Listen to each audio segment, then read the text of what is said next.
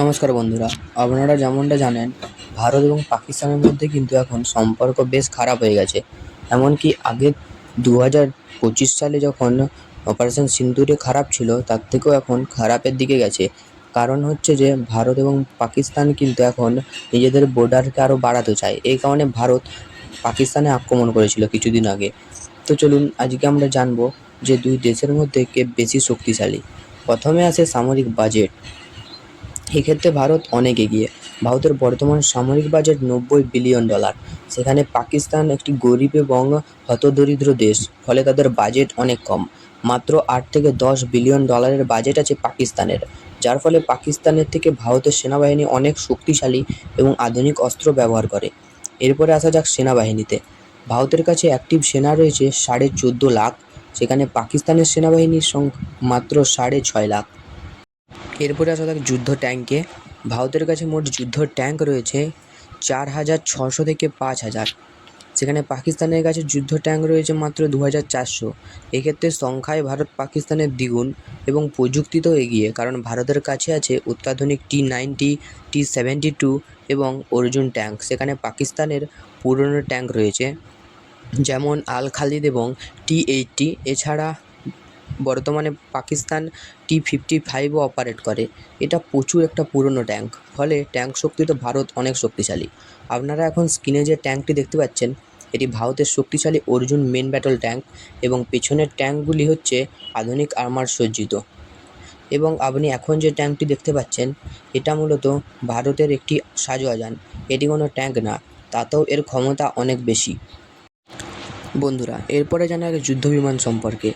ভারতের কাছে বর্তমানে মোট 500-র বেশি আধুনিক যুদ্ধবিমান আছে, সেখানে পাকিস্তানের সংখ্যাটা মাত্র 300। এক্ষেত্রেও ভারত অনেক এগিয়ে এবং ভারত চাইলে পাকিস্তানের আকাশ দখল করতে পারে। বন্ধুরা, এরপরে আসা যাক নৌবাহিনীতে। নৌবাহিনীর প্রধান অস্ত্র হলো সাবমেরিন। ভারতের কাছে বর্তমানে মোট 22টি সাবমেরিন আছে, যার মধ্যে আরিহান্ত ক্লাসের সাবমেরিনগুলো পারমাণবিক হামলা চালাতে পারে এবং আনলিমিটেড টাইম জলের নিচে থাকতে পারে। বিপরীতে পাকিস্তানের কাছে মাত্র 8টি সাবমেরিন রয়েছে এবং সেগুলো সব চীন এবং তুরস্কের তৈরি অত্যন্ত পুরনো সাবমেরিন। ভারত খুব সহজে এগুলোকে ডুবিয়ে দিতে পারে। এছাড়া বন্ধুরা, ভারতের কাছে 2টি এয়ারক্রাফট ক্যারিয়ার আছে, যেগুলো আধুনিক যুদ্ধবিমান বহন করে। বিপরীতে পাকিস্তানের কাছে এই ধরনের কোনো দামি জাহাজ নেই। এই জাহাজগুলি অত্যন্ত শক্তিশালী এবং বিশালাকার হয়। আপনারা স্ক্রিনে এখন ওই জাহাজটি দেখছেন। এগুলোর ক্ষমতা অত্যন্ত বেশি হয়ে থাকে এবং এইরকম একটি জাহাজ একাই পাকিস্তানের নৌবাহিনীর অবস্থা কাহিল করে দিতে পারে। হ্যাঁ বন্ধুরা, আপনারা ঠিকই শুনলেন, এরকম একটি জাহাজেই উড়িয়ে দেওয়ার জন্য যথেষ্ট পুরো পাকিস্তান নৌবাহিনীকে। এর পাশাপাশি আপনারা স্ক্রিনে যে আকাশ মিসাইল ডিফেন্স দেখছেন, এটি ভারতের নিজেদের তৈরি।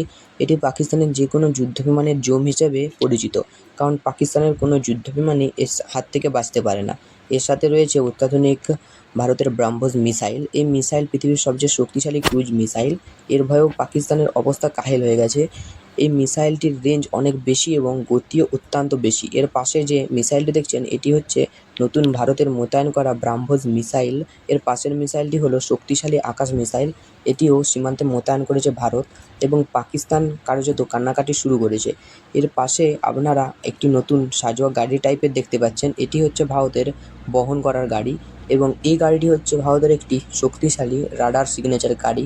এটি মূলত এখন শোকেসের জন্য নিয়ে আসা হয়েছে, কিন্তু সীমান্তে এ ধরনের প্রচুর গাড়ি মোতায়েন রয়েছে। বন্ধুরা, ভারত যদি পাকিস্তানে আক্রমণ করে, তাহলে পাকিস্তান মূলত কয়েক দিনের মধ্যে দখল হয়ে যাবে, কারণ ভারতের মতো পরাশক্তির সাথে তারা কোনো প্রকারে যুদ্ধ করতে পারবে না। পাকিস্তানের ভঙ্গুর অর্থনীতি ভারতের সামনে টিকতেই পারবে না। বন্ধুরা, দেখা হচ্ছে অন্য ভিডিওতে।